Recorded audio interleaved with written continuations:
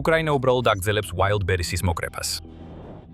რუსეთის უმსხვილესი ონლაინ გაყიდვების კომპანიის საწყობები და ლოგისტიკური ინფრასტრუქტურა კვლავ იწვის, როდესაც უკრაინა მათზე დრონების წვიმას აწყობს. კომპანიის გენერალური დირექტორი გაცეცხლებულია. რუსი მეწარმეები, რომლებიც თავიანთ ბიზნესს Wildberries-ზე ამყარებენ და მომხმარებლები, რომლებიც საიტიდან ტიტულობენ, კიდევ უფრო გაბრაზებულები არიან. მაგრამ რაც შეეხება პუტინს, ის შეშფოთებულია და ასეც უნდა იყოს. ეს იმიტომ, რომ უკრაინის Wildberries-ზე თავდასხმები მხოლოდ რუსეთის ერთ-ერთი უმსხვილესი შიდა ელექტრონული კომერციის კომპანიის განადგურებას არ ეხება. ეს ბევრად უფრო ღრმაა. ეს თავდასხმები არის კატალიზატორი რუსეთის ეკონომიკის სრული კოლაფსი. ჯერ რიაზანში მივდივართ. ამ ქალაქში, რომელიც რუსეთის დედაქალაქ მოსკოვიდან მხოლოდ 200 კილომეტრითაა დაშორებული, აქ მდებარეობს Wildberries-ის მეხუთე უდიდესი ლოგისტიკური ჰაბი. ან შეიძლება ვთქვათ, SAT. ის იქ აღარ არის. ჰაბი, რომელიც ეკუთვნოდა უზარმაზარ ქსელს, რომელსაც მართავს კომპანია, რომელსაც ხშირად რუსეთის Amazon-ს უწოდებენ. დანგრეულია მას შემდეგ, რაც უკრაინული დრონის გამანადგურებელმა დარტყმამ ის ნაწილებად აქცია. შავი კვამლი, საწყობის თავზე ამოვარდა, თავდასხმის შემდეგ, რომელიც იმდენად ძლიერი იყო, რომ შენობის სახურავი გაანგრია და ახლომდებარე ნავთობგადამამუშავებელი ქარხანაც კი აალდა. გადაუდებელი ევაკუაცია გამოცხადდა. Wildberries-ის თანამშრომლები ევაკუირებულნი იქნენ და რამდენიმე დაზარალებულიც დაფიქსირდა. მაგრამ უკრაინისთვის მთავარი სათაური იყო ის, რომ Wildberries-ის თავდასხმა მილიონები, შესაძლოა მილიარდობით დოლარის კი დაუჭდა. ეს თავდასხმა კი უფრო ფართო სტრატეგიის ნაწილი იყო, რომლის მიზანიც იყო პარალიზება იმ ნაცრისფერი ბაზრის გიგანტისა, რომელიც რუსეთის საომარ ეკონომიკაში ბევრად უფრო დიდ როლს ასრულებს, ვიდრე პუტინს ოდესმეს უსახიეროს. რაც რიაზანში მოხდა, იგივე ხდება მთელ რუსეთში. Wildberries-ის ობიექტები ცხრიდან გამოდის ყველგან. ციფრები განსხვავდება, მაგრამ შედეგი იგივეა. 2 აგვისტოს technology.org-მა გაავრცელა ინფორმაცია, რომ უკრაინამ წარმატებით დაარტყა Wildberries-ის 25 რუსულ საწყობიდან 11-ს. უკრაინის ახალი ხმა ამ რიცხვს 12-ს ასახელებს. სავარაუდოდ იმიტომ, რომ მან ჩათვალა თავდასხმა ობიექტზე რუსეთის ვლადიმირის რეგიონში, რომელიც 3 აგვისტოს მოხდა. technology.org-ის სტატიის გამოქვეყნების შემდეგ. უკრაინის ახალმა ხმამ ასევე განაცხადა, რომ ვლადიმირის რეგიონში განხორციელებულმა დარტყმამ ნიშნავს, რომ უკრაინამ დაარტყა კომპანიის 15 უდიდეს საწყობიდან 12-ს. რაც მიუთითებს იმაზე, რომ უკრაინა მისდევს სტრატეგიას. ჯერ ყველაზე დიდი ობიექტების განადგურებისა, შემდეგ კი დანარჩენებზე გადადის. სინამდვილეში ის ამას უკვე აკეთებს. 4 აგვისტოს კიდევ ერთი თავდასხმა მოხდა. ამჯერად უკრაინის დრონებმა მიზანს მიაღწიეს 2 Wildberries-ის საწყობში. ასევე დაარტყეს კიდევ ერთ ლოგისტიკურ ობიექტს, რომელიც გავრცელებული ინფორმაციით კომპანიის ქსელის ნაწილია მოსკოვის მახლობლად. ამჯერად უკრაინამ დაარტყა საწყობებს თვერისა და სანქტ-პეტერბურგის რეგიონებში. ბოლო დათვმა ნამდვილად შეაშფოთებს პუტინს. სანქტ-პეტერბურგი მისი მშობლიური ქალაქია. ეს არის ერთ-ერთი მარგალიტი რუსეთის გვირგვინში და ითვლება, რომ ეს ქალაქი ყველაზე კარგად დაცულ ქალაქებს შორისაა მთელ ქვეყანაში. ეს ყველაფერი მნიშვნელობას დაკარგა 4 აგვისტოს, რადგან, როგორც ჩანს, არაფერი იყო გაკეთებული ქალაქის Wildberries-ის საწყობის დასაცავად. და მაშინაც კი როცა ამ ვიდეოს ვამზადებდით, კიდევ უფრო მეტი დათმა ხდებოდა. 5 აგვისტოს გავრცელდა ინფორმაცია Wildberries-ის საწყობებზე თავდასხმების შესახებ ტატარსტანსა და ტულაში. იგივე შედეგებით, რასაც ბოლო რამდენიმე კვირა ვხედავთ. მასიური ხანძრები, კვამლის სვეტები, უსაზღვრო რაოდენობის პროდუქცია, რომელიც Wildberries-ის მეშვეობით უნდა გაყიდულიყო, განადგურდა. იმ დროისთვის, როცა ამ ვიდეოს უყურებთ, შესაძლოა უკრაინას კიდევ უფრო მეტი დარტყმა უკვე განეხორციელებინოს. მიღებული ზარალი ჯერ კიდევ ითვლება, სავარაუდოდ იმიტომ, რომ ის ყოველდღე იცვლება, რადგან კიდევ უფრო მეტი საწყობი იწვის. 4 აგვისტოს AA-მ აღნიშნა, რომ Wildberries-ის გამყიდველებისთვის პოტენციური დანაკარგები უკვე შეიძლება 3.5 მილიარდ დოლარს აღწევდეს, რომლისგანაც არც ერთი არაუნაზღაურებია Wildberries გამყიდველებისთვის. კომპანიას დაახლოებით $500,000 აქვს დახარჯული კომპენსაციაზე.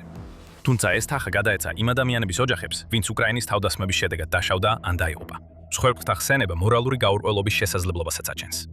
რუსეთი ამტკიცებს, რომ მშვიდობიანი მოქალაქეები იღუპებიან Wildberries-ზე თავდასხმების დროს. სწორედ ამ არგუმენტს ატენებს Wildberries გენერალური დირექტორი, რუსეთის უმდიდრესი ქალი და პუტინის მხარდამჭერი ტატიანა კიმი. განცხადებაში, რომელიც იმდენადვე სასოწარკვეთილი მოწოდებაა უკრაინისადმი, შეწყვიტოს თავდასხმები, რამდენადაც მათი დაგმობა კიმმა განაცხადა. როდესაც გვიტევენ, ტერორისტები მალავენ თავიანთ ნამდვილ მოტივებს და გვადანაშაულებენ თითქოს და სამხედრო საქონლის განიდვაში. მაგრამ შეგიძლიათ შეხვიდეთ ნებისმიერ გლობალურ ბაზარზე, მაგალითად Amazon-ზე ან Alibaba-ზე და ნახოთ, გვაქვს თუ არა ის, რაც მათ არ აქვთ. ტერორისტების ქმედებებში არ არის ლოგიკა, საღი აზრი ან რაციონალობა და არც შეიძლება იყოს. ამ განცხადებაზე რამდენიმე სიტყვა. კიმ, საუბარი არ არის რაიმე სავარაუდოზე, როცა საქმე სამხედრო საქონლის გაყიდვას ეხება. Wildberries ამას აკეთებს. ამას წლები აკეთებს და მალე გაჩვენებთ, რამდენად შორს მიდის ეს ყველაფერი. მაგრამ ყველაზე აბსურდული განცხადებებია გლობალურ ბაზრებზე მითითებები და ის, რომ უკრაინის დარტყმებს ლოგიკა არ აქვს.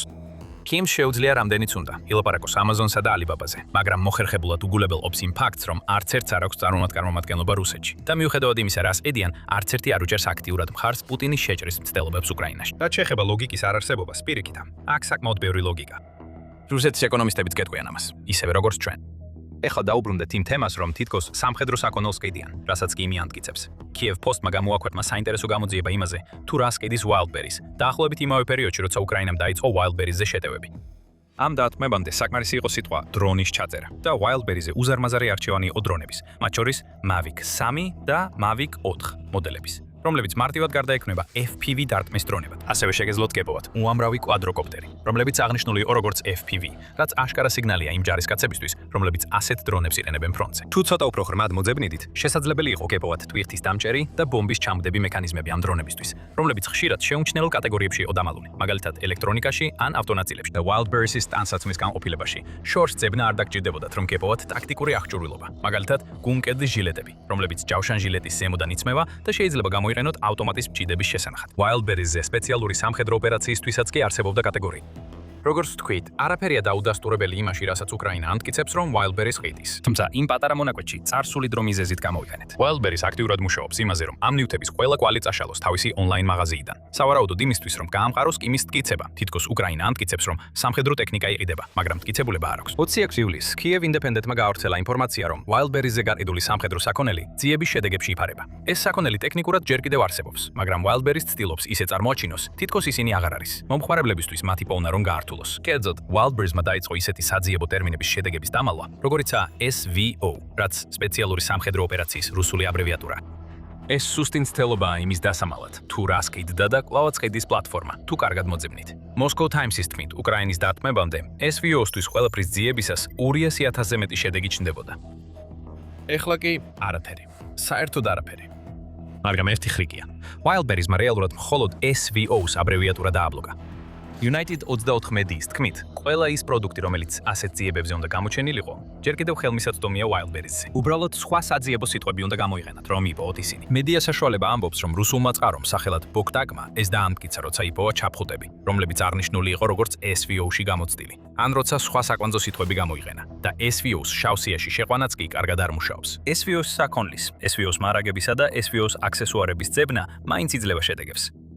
Kukimის მიზანია გაამყაროს თავისი არგუმენტი, რომ Wildberries-ზე დარტყმების სამხედრო მიზანს არ ემსახურება, მაშინ ის ამას კარგად ვერ ახერხებს, ამ ნახევრად გაკეთებული მცდელობით, რომ დამალოს სამხედრო პროდუქცია, რომელიც მის პლატფორმაზე იყიდება. ისინი ისევ იქარიან.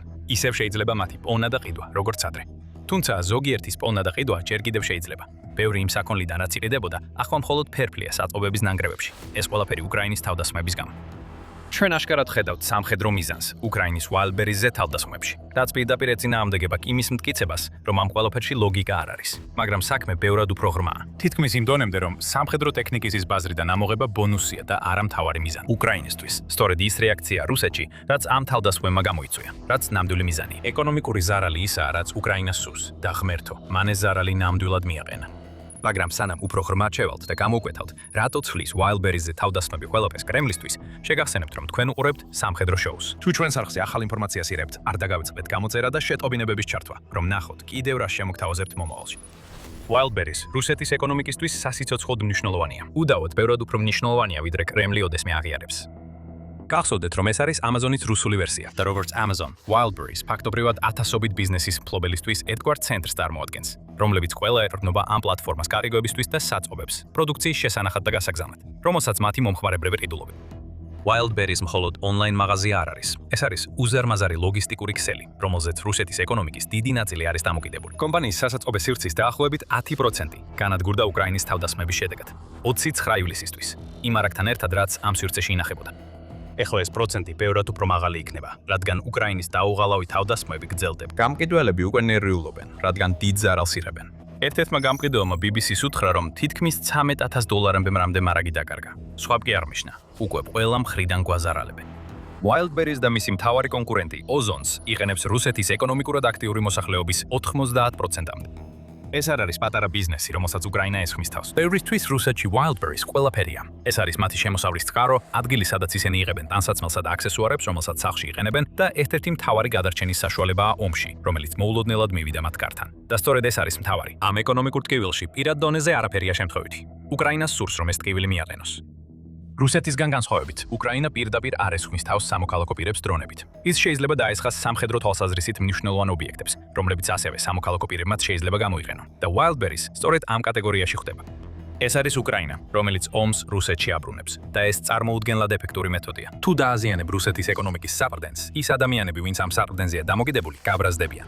შესაძლოა იმდენად გაბრაზდნენ, რომ პუტინს მოუწოდონ თავისი შეშლილი ომი დაასრულოს. დამედველები დიდ ზარალს იღებენ ახლა, როცა ამდენი Wildberries-ის საწყობი იწვის. უკვე ვახსენეთ 3.5 მილიარდი დოლარის განადგურებული მარგი. ეს რა თქმა უნდა დააზარალებს Wildberries, მაგრამ ეს არის 3.5 მილიარდი დოლარი, რომელსაც პლატფორმის გამყიდველები ვერ გამოიმუშავებენ. რაც ასევე ნიშნავს, რომ ეს 3.5 მილიარდი დოლარია, რომელიც შეიძლებოდა დახარჯულიყო ისეთი რაღაცებისთვის, როგორიცაა ბიზნესების შექმნა, თანამშრომლების დაქირავება, ან უბრალოდ ყოველდღიური ხარჯების დაფარვა იმ რუსებისთვის, რომლებიც Wildberries-ზე მუშაობით ისჩენდნენ თავს. მედუზას მიხედვით, Wildberries-მა ცოტა ხნის წინ დაიწყო გარკვეული კომპენსაციის შეთავაზება თავის გამყიდველებებისთვის, მაგრამ ეს დიდი არაფერია. მხოლოდ მცირე კომპანიებმა და ინდივიდუალურმა მეწარმეებმა მიიღეს რაიმე კომპანიისგან და ისიც მხოლოდ იმ პროდუქციის ღირებულების მცირე ნაწილია, რაც მათ დაკარგეს. ხარდაჭერას მუდმივად პირდებიან, მაგრამ რეალურად ჯერ არაფერი გაკეთებულა. რაც უფრო მეტი დრო გადის, რუსეთის ბევრი მცირე ბიზნესი ფულადი ნაკადის პრობლემების გამო დაიშლება. რაც შეეხება მყიდველებს, სხვა რა უნდა ვთქვათ, გარდა იმისა, რომ მიწოდებისა და მოთხოვნის წესები ცოტა წარმოიდგინეთ რა მოხდებოდა თუ Amazon-ს რამდენიმე საწყობი დაეწვა და საქონელიც დაიკარგებოდა. მიწოდება მკვეთრად შენცდებოდა და უცებ ის $10 მაისური, რომლის ყიდვასაც აპირებდით $20 დაგიჯდებოდათ. ეს არის მიწოდებისა და მოთხოვნის ძირითადი ეკონომიკა და რუსები, რომლებიც Wildberries იყენებენ, უკვე გრძნობენ უკრაინის დარტყმების გავლენას საკუთარ საბანკო ანგარიშებზე. 1 აგვისტოს ანგარიში Keypost-მა გამოავლინა, რომ Wildberries-ზე ფასები 10-დან 30%-მდე გაიზარდა. ეს არის ინფლაცია ძალიან სწრაფი ტემპით და მდგომარეობა კიდევ უფრო გაუარესდება, რადგან Wildberries-ის კიდევ მეტი ობიექტი უკრაინული დრონების იერიშების შედეგად წყობრიდან გამოვა. კომპანიები, რომლებიც Wildberries-ის მეშვეობით ყიდიან, ყველაფერს აკეთებენ, რომ გაზრდილი ხარჯები დაფარონ, მათ შორის ფასდაკლებების გაუქმებასა და IAP მიწოდების ვარიანტების არჩევასაც. რაც უკრაინამ აქ აღმოაჩინა, შესაძლოა მთელი ომის განმავლობაში ერთ-ერთი ყველაზე მოულოდნელი ზეწოლის წერტილი იყოს. უკრაინის მიზანია რუსეთის ეკონომიკურად პარალიზება, რათა პუტინმა ვერ შეძლოს თავისი შეჭრის დაფინანსება. Wildberries დიდი ხნის განმავლობაში ხელშეუხებელი იყო, მაგრამ რასაც სწრაფად ვიგებთ ისაა, რომ ეს თავდასხმები შეიძლება იყოს გასაღები, რომელიც რუსეთის ეკონომიკური განადგურების კარს გაარებს. Wildberries რუსეთის ეკონომიკის დიდი ნაწილის საკვანძო წერტილია, როგორც DW News არნიშნავს. ეს ასევე კომპანია, რომელსაც 10 მილიარდი დოლარის ვალი აქვს, რაც მხოლოდ იმიტომ შეუძლია, რომ მას რუსეთის სახელმწიფო ბანკები უჭერენ მხარს. აქ ვხედავთ კავშირს პუტინის საომარ ფონთან. თუ პუტინს უნდა, რომ Wildberries მუშაობდეს და უნდა იმ გავლენის გამო, რაც ამ პლატფორმას მის ხალხზე აქვს, მაშინ მას მოუწევს ბანკებს უთხრას, რომ კომპანია გადაარჩინონ. ეს ფული სადღაციდან უნდა მოვიდეს და ეს იქნება იგივე წყაროები, რომლებზეც რუსეთი უსეთი ომის დასაფინანსებლად არის დამოკიდებული. და თუ პუტინი გადაწყვეტს, რომ Wildberries სახელმწიფო ფულით არ დაეხმაროს, ის რისკავს, რომ ეკონომიკური კატასტროფის დომინოს ეფექტი გამოიწვიოს. Wildberries დაინგრევარება. ბევრი გამყიდველის საკუთრებაში არსებული ბიზნესებიც იგივე გზას გაყვებიან და მომხმარებლები, რომლებიც უკვე მიწოდებისა და მოთხოვნის პრობლემებს ებრძვიან, ვერაფერს გააკეთებენ, რადგან მათი ყველა ალტერნატივა ფასებს გაზრდის, რადგან მათი ერთ-ერთი ყველაზე დიდი კონკურენტი ნანგრევებად იქცა. ეს წაგების სიტუაციაა პუტინისთვის. ზუსტად ისე, როგორც უკრაინამ დაგეგმა. როგორც ჩანს, პუტინმა და მისმა სახელმწიფო ბანკების სისტემამ უკვე მიიღეს კოლექტიური გადაწყვეტილება. 29 ივლისის ანგარიში CNBC-მ გაამჟღავნა, რომ კრემლმა უკვე აღიარა, რომ დიდი ალბათობით მოუწევს ჩაერიოს და მხარი დაუჭიროს Wildberries. მაშინაც კი, როცა ეს თავდასხმები გრძელდებადება და რომ სახელმწიფო კონტროლირებადი ბანკი VTB დიდი ალბათობით მნიშვნელოვან როლს შეასრულებს იმ გადარჩენის პროგრამაში, რომელიც გარდაულად განხორციელდება და რუსი გადასახადის გადამხდელის ხარჯზე იქნება. სხვა ბანკებმა, მაგალითად Sberbank-მა, გამოაცხადეს სესხების რესტრუქტურიზაციის პროგრამები, რომლებიც Wildberries-ის ინვესტორებს ეხება, რადგან ეშინიათ, რომ კიდევ უფრო მეტ საწყობის დაკარგვა, მეტი საწყობის დაკარგვა შეიძლება გამოიწვიოს გაკოტრებების ტალღა. ეს ბანკს ძალიან ცუდ მდგომარეობაში ჩააყენებს, რადგან შეიძლება დაკარგვოს ათასობით სესხი, რომელიც Wildberries-ის გამყიდველებისთვის ისთვის აქვს დამტკიცებული. აგვისტოს 4-ის ანგარიში Global Data-მ დაამატა, რომ კრემლი ახლა განიხილავს პროგრამებს მონწოდებლების მხარდასაჭერად. სავარაუდოდ იმავე მიზეზებით, რის გამოც Sberbank-იც. რამდენიმე ვარიანტი განიხილება. გამყიდველებს შეიძლება მიეცეთ უფლება სესხის გადახდა 1 წლით შეაჩერონ. რაც დარწმუნებული ვართ, რუსეთის ბანკებს ძალიან მოეწონებათ. არის რესტრუქტურიზაცია, რომელიც ადრე ვახსენეთ. ასევე სუბსიდირებული საბრუნავი კაპიტალის სესხები, რომლებიც გაიცემა მიკროსაფინანსო ინსტიტუტების მეშვეობით სახელმწიფო მხარდაჭერით. ანუ კიდევ მეტი სესხი იმ სესხების დამატებით, რომლებსაც მომწოდებლები უკვე ვერ იხდიან. კრემლი გამოსავლის ძიებაშია და ყოველი გასუსული დღე სიტუაციას მხოლოდ ანძიმებს, რადგან უკრაინის დრონები უბრალოდ არ ჩერდებიან. უკრაინამ რუსეთთან ომში სრულიად ახალი ფრონტი გახსნა და ეს ფრონტი თავად რუსეთის შიგნითაა. ეს არის თავდასხმა ქვეყნის ლოგისტიკაზე. ეს არის სამხედრო ტექნიკის განადგურება, რასაც ემატება ეკონომიკური ზეწოლა, მომწოდებლებზე, მყიდველებსა და ბანკებზე.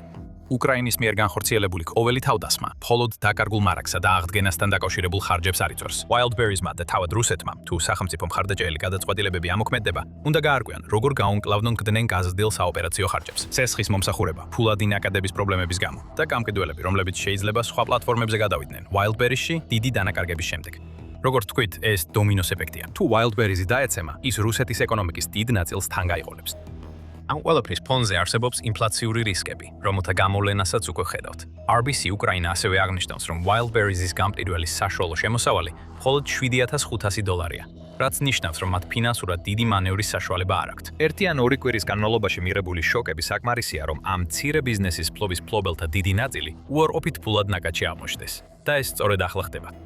ეს ყველაფერი რუსეთისთვის ყველაზე ცუდ დროს მოხდა, რომელიც უკვე რთულ ეკონომიკურ მდგომარეობას ებრძვის, რაც აჩვენებს, რამდენად დიდი შეცდომა დაუშვა პუტინმა, როდესაც ქვეყნის ეკონომიკა სამხედრო-სამრეწველო კომპლექსზე გადართო. 13 ივლისის ანგარიშში, სანამ Wildberries-ზე თავდასხმები დაიწყებოდა, Forbes-მა თქვა, რომ რუსეთის ეკონომიკა ნელ-ნელა იძირება. რთული ამ საკითხზე კამათი. 2026 წელს, თავად რუსეთის პროგნოზით, მისი ეკონომიკა მხოლოდ 0,4%-ით გაიზრდება, რაც ქვეყანას რეცესიის ზღვარზე ატენებს. ესეც კი ოპტიმისტური პროგნოზია. Forbes-ის თქმით, პუტინის ომი 2026 წელს ბიუჯეტს მინიმუმ 28 მილიარდი დოლარით გადააჭარბებს და ეს რიცხვი კიდევ 54 მილიარდი დოლარით. გაიზრდება როგორც 2027, ასევე 2028 წლებში. ერთადერთი მიზეზი, რის გამოც რუსეთი 2026 წელს უფრო ცუდ მდგომარეობაში არ არის, ისაა, რომ ირანში ომი მას მცირე შეღავათს აძლევს ნავთობის ფასებზე გავლენისგან. ამის გარეშე რუსეთი კიდევ უფრო დიდ ეკონომიკურ პრობლემებში იქნებოდა. Wildberries დაკარგვა ან მის მხარდასაჭერად მილიარდების დახარჯვა მხოლოდ ამ პრობლემებს ამძაფრებს. მხოლოდ Wildberries სათხოვების განადგურება საკმარისი იქნება რუსული ეკონომიკის პარალიზებისთვის, მაგრამ ეს სტრატეგია კიდევ ერთი ნაწილია პაზლისა, რომელიც უკრაინამ თავის ადგილზე ჩასვა. ასე რომ, თუ კი მიეძებს ლოგიკას ამ ყველაფერში, მან ის სწორედ ახლა იპოვა. Wildberries-ი სამიზნეა ყველა იმ მიზეზის გამო, რაც ახლახან ახსენით. კიმი პუტინთან შეკრა კავშირი. ის ახლახანს გამოეღვიძა და აღმოაჩინა, რომ მისი კომპანიის საწყობები დაფარულია დრონის ფორმის ასაფეთქებელი რწყილებით. Wildberries-ზე თავდასხმებს კიდევ ერთი ელემენტი აქვს, რომელსაც აქ მხოლოდ ზედაპირულად შევეხეთ. უკრაინას სურს, რომ რუსეთში ეკონომიკური არეულობა გამოიწვიოს, რა თქმა უნდა, მაგრამ ასევე სურს, რომ ამ არეულობამ რუსი ხალხი პუტინის წინააღმდეგ დააყენოს. ფსიქოლოგიური დათმა ისეთივე მნიშვნელოვანია, როგორც ეკონომიკური. და შეგიძლიათ გაიგოთ რატო, თუ ჩვენს ვიდეოს უყურებთ. თუ ეს ვიდეო მოგეწონათ, არ დაგავიწყდეთ გამოიწეროთ სამხედრო შოუ, რადგან ჩვენ ვაკვირდებით რუსეთსა და უკრაინას შორის ომის ყველა მნიშვნელოვან მოვლენას. მადლობა ყურებისთვის.